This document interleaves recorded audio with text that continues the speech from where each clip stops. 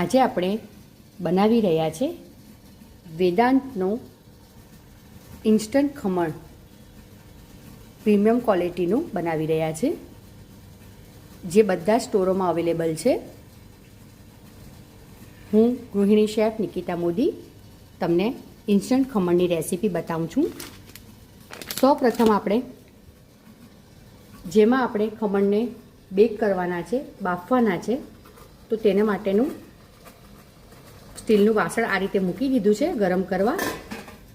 પહેલાં આ પ્રોસેસ કરવાની છે, કારણ કે જ્યારે આપણે ખમણનું આ ઇન્સ્ટન્ટ ખીરાનું હલાવી દેશું ત્યારબાદ એને રાખવાનું નથી, તરત એને ડીશમાં બાફવા માટે મૂકી દેવાનું છે.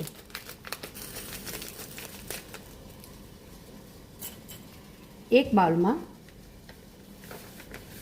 ઇન્સ્ટન્ટ ખમણ,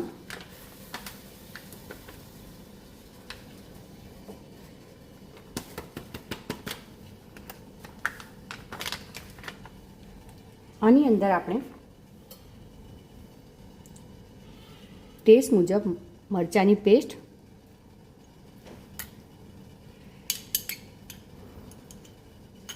આદુની પેસ્ટ,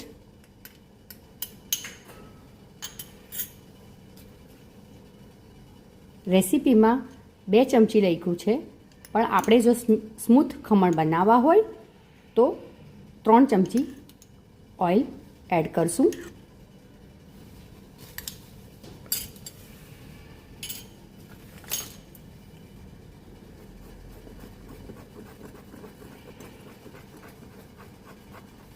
રેસીપી પ્રમાણે જ કરવાનું છે, પણ રેસીપી પ્રમાણે તમને એવું લાગતું હોય કે બેટર થોડું ઘટ છે તો તમે એને તમારા મુજબ પાણીથી એડ કરી શકો છો. કેવું બેટર રાખવાનું આ વિડીયો એના માટે જ બનાવવામાં આવે છે કે તમે રેસીપી પણ જોઈ શકો વાંચીને, અને જોઈને પણ જે પ્રમાણે એડ કરવાનું છે એ કરી શકો.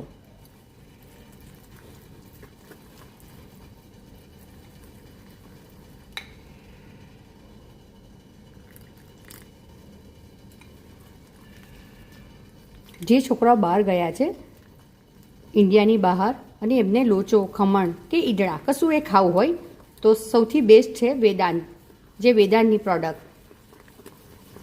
આ તમે જોઈ શકશો ઇન્સ્ટન્ટ આથો આવી ગયો છે. બેટર થોડું પાતળું કરવાનું છે એટલે હું પાણી નાખી રહી છું.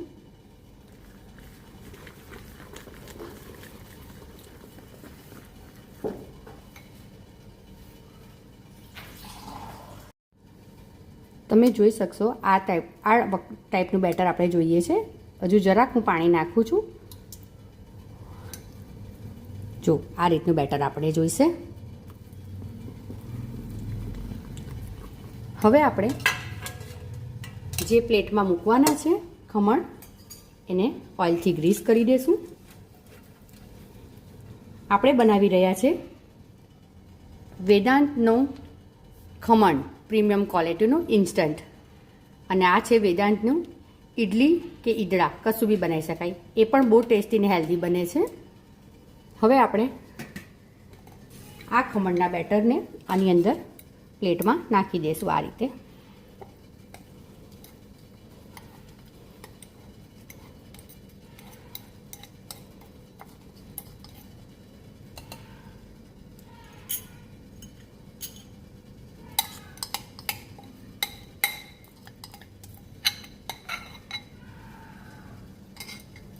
અને આને આ રીતે સરખું બધી તરફથી આ રીતે સ્પ્રેડ કરી દઈશું. જો અને આપણે જે બોઇલ કરવા માટે વાસણ મૂક્યું છે તેમાં આ રીતે મૂકી દઈશું. 15 થી 20 મિનિટ માટે એને બોઇલ કરશું.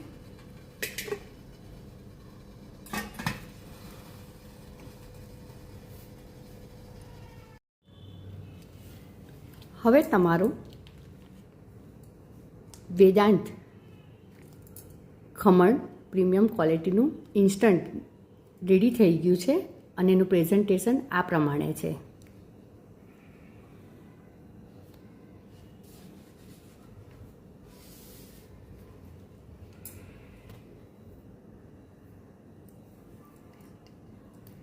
ટેસ્ટી એન્ડ યમ્મી તમે ખમણ જોઈ શકશો.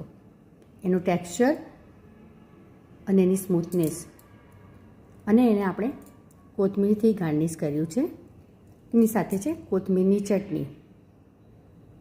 તો જલ્દી વેદાંતનું ખમણ ઇન્સ્ટન્ટ લઈ આવો બજારમાંથી, બધા સ્ટોરમાં ઉપલબ્ધ છે. અને જલ્દી આ રીતે ખમણ બનાવો અને તમારા જો છોકરા બહાર હોય તો તેને મોકલી આપો.